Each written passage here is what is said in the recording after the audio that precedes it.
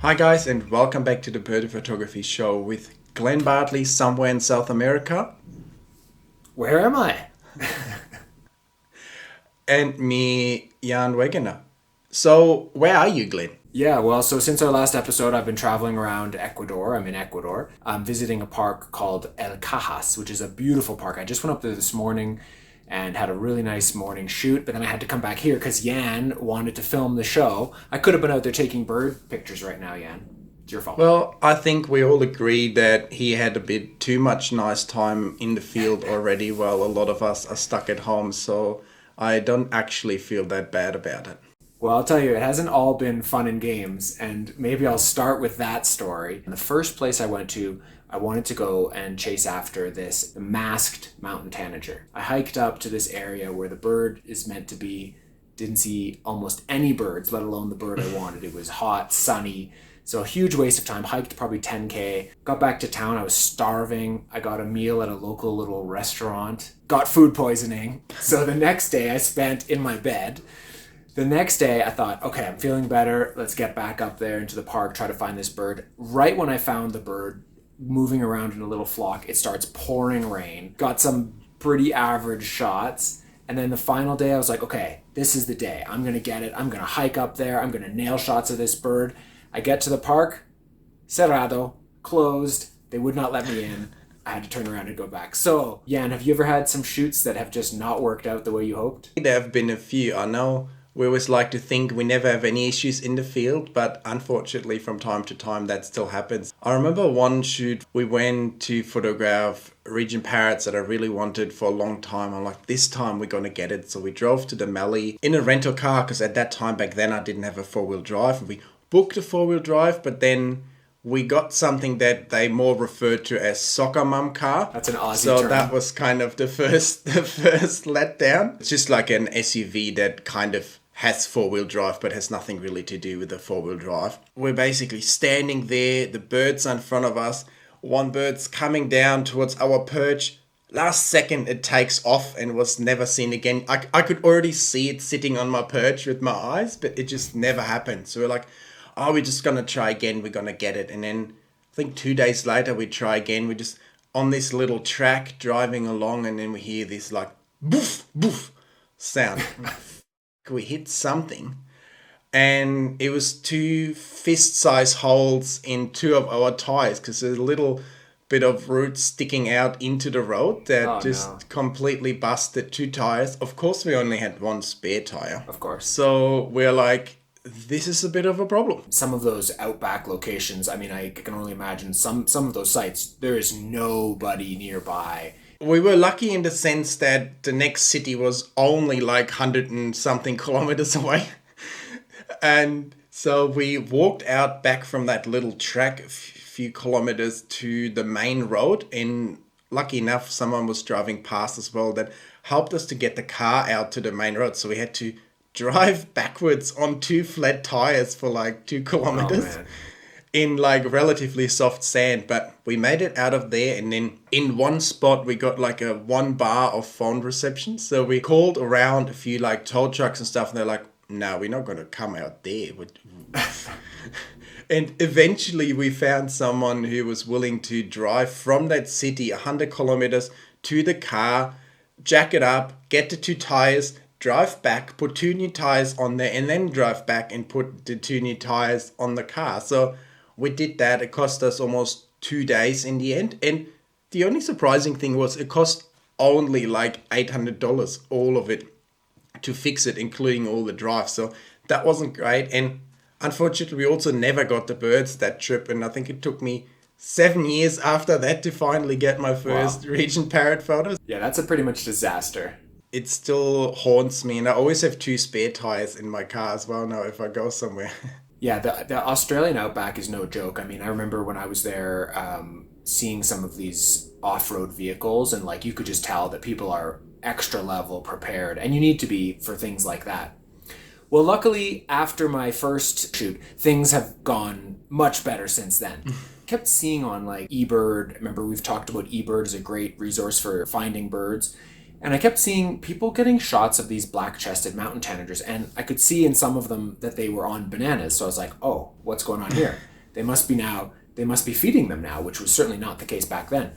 So I went up there and spent a couple of mornings working on a little setup for these guys. I had to attach a banana to the branch to get the bird to land where I wanted it to. And that's where having some good Photoshop skills comes in handy. So you're definitely going to want to check out Jan's masterclass or my ebooks.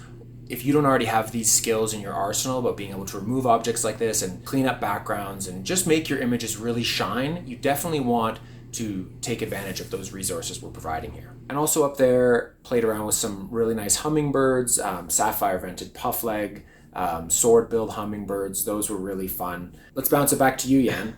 I know it's summer over there, and I know for me in Victoria, when it's summer, I basically put my camera in the closet and I don't touch it until I'm either going on a trip or until it's spring again.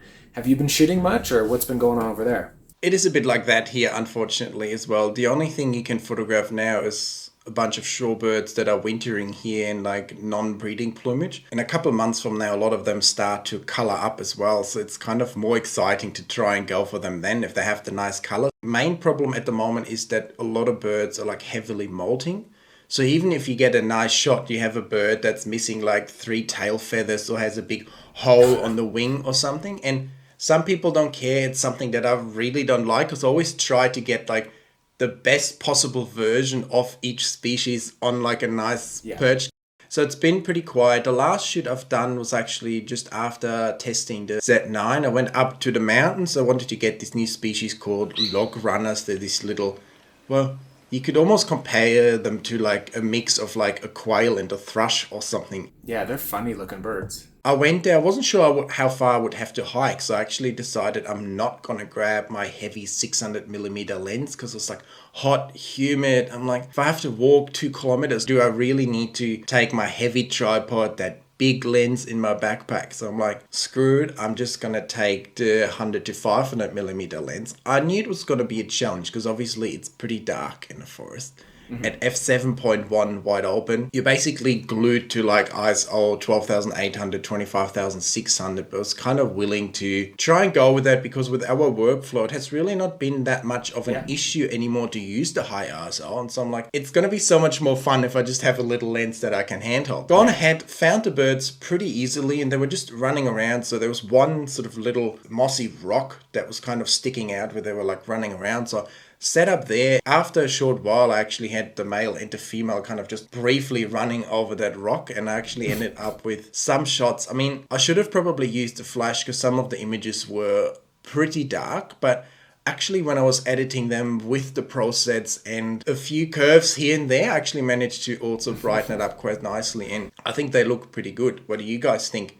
I mean, the main thing with the 100 to 500 is probably that the backgrounds are definitely not as smooth as on like a 600mm lens. So I did a little bit of cosmetic work on the background because there's a couple of dark areas, or some of the plants were like a little bit too visible. So I blended in a little bit of another color just to smooth it out a little bit. But overall, I was quite happy, and it's quite amazing what you can get at like ISO 12,800 or 25,600 when you know how to work with the files. If you guys watched the Panama episode we did a few episodes ago, and I felt the same way. Like I definitely now feel comfortable in a pinch using 12,800, using DxO Pure Raw, and then also Topaz, and then of course using our ProSets to help with those images. But 12,800 is now like totally usable, and even I took some test shots at 25,600, and in a pinch you can do it if you have to. It's not ideal, but some condition. It's just nice that that's a door that's now open to walk through if you have to, basically. And I must say, I made the mistake of mentally being blocked and not wanting to go above 12,800 because I was really struggling. Well, it's like 100 of a second, still a bit dark, but only at the very end I went to 25,600, and it was just so much better. I could have better shutter speed, and the noise wasn't that dramatic that you couldn't deal with it. After I was up in the highlands near Quito, my destination was the Chimborazo mountain area. Really, I only had one target bird there. Honestly, I was only looking for this Chimborazo hill star. So you just drove there, walked up the hill, and it was right there in front of you? Yeah, that's always how it works out.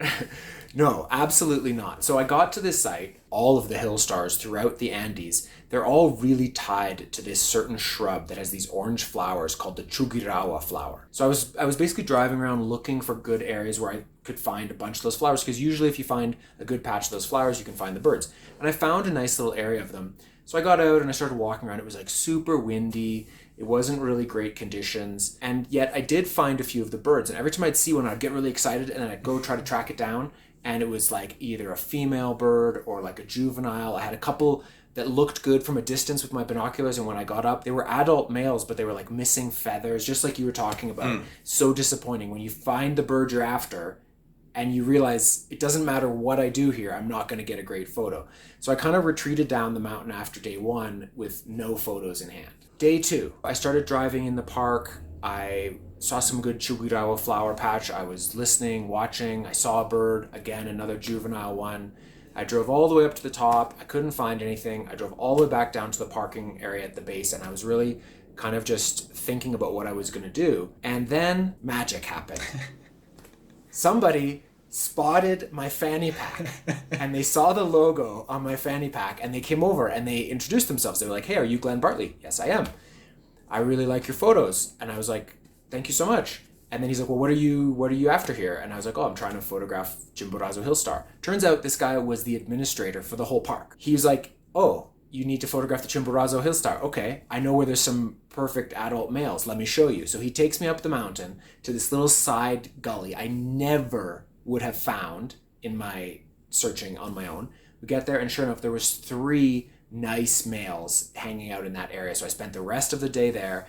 And in the end, thanks to my new friend, got some great shots. It's a stunning bird. It's actually a really tricky one to process though, because it can actually be really hard to resolve any detail in those feathers because they're so iridescent that you kind of lose the detail. So it took a while to kind of play around with some of the settings in Photoshop, some of the color settings, the hue, saturation, luminance in the raw, and then again in Photoshop, tweaking them to try to make it look accurate, the colors, but also see some detail. And sometimes you have to play around with the luminance and the saturation channels of a given color, like in this case purples and blues, to get it to look really how you think it actually looks in the real world. Because the main problem with these really bright areas, another example would be like a king parrot that's just a nightmare all over basically, because it's fine red feathers and they're basically blocked up on like both sides of the histogram. They're like too dark and too light at the same time, and also completely oversaturated. And that's where the Tricky Reds pack Pro Set comes in handy. It definitely helps for the king parrot. There's one more tip as well. If you want to deal with those tricky colors, what I often do, you can desaturate them a fair bit and then use like selective color to bring the punch back into that. Like for instance with the red king parrot, you can pull out red saturation but then add a bit of red with selective color and then it doesn't block up as much. So as you said, you can play with hue, saturation, luminance, or selective color. It's always a battle, but you can definitely get there if you kind of have an idea of where you need to go. So, since it's summer there, Jan, and you already said you haven't been doing that much shooting, what else have you been up to since it's not like prime shooting season? One of the main things I've been working on is actually to rework my whole backup strategy, because ever since I moved houses, it has fallen apart completely basically, because I used to have this NAS system, that RAID box with 4 14 terabyte hard drives that directly attaches to my internet modem.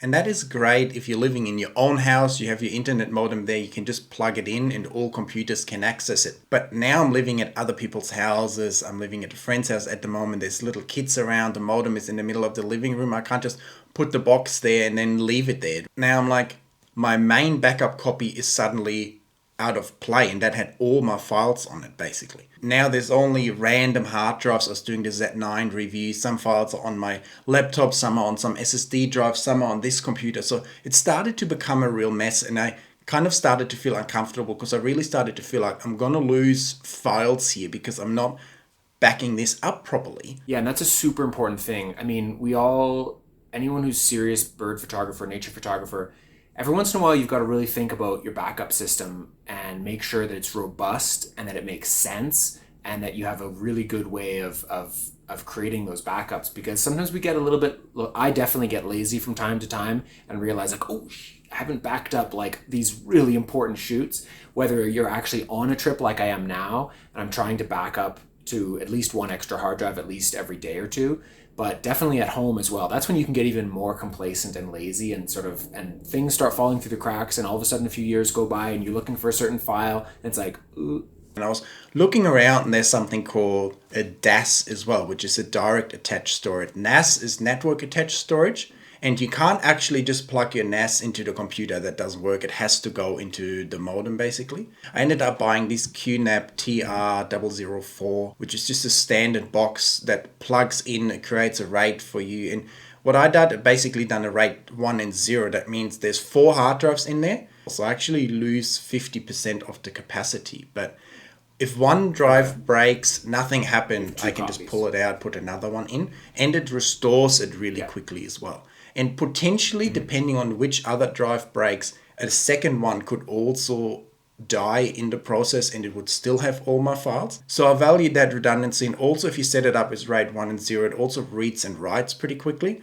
And so I set that up. I thought it would be complicated, but it literally took like 2 minutes to set it all up, plug it in, and it worked. So that was really good. And now it's like 30 something terabytes of storage that I can just plug in. And now I feel good again because I can have my software that mirrors everything onto that DAS drive, and I can do that every night, for instance. And I've re-established my backing up workflow, so that has been pretty good. Nice. Well, guys, we've covered a lot of ground in this episode. We've talked about backup systems. We've talked a lot about processing, shared some cool stories from Ecuador and some nice hummingbirds that I hope you've enjoyed. I hope you've enjoyed the whole episode. If you did, make sure to like the video, leave us a comment, and definitely subscribe to the channel. Totally. We always love to hear from you in the comments, and we will see you in the next video very soon. Bye, guys. See you next time, guys.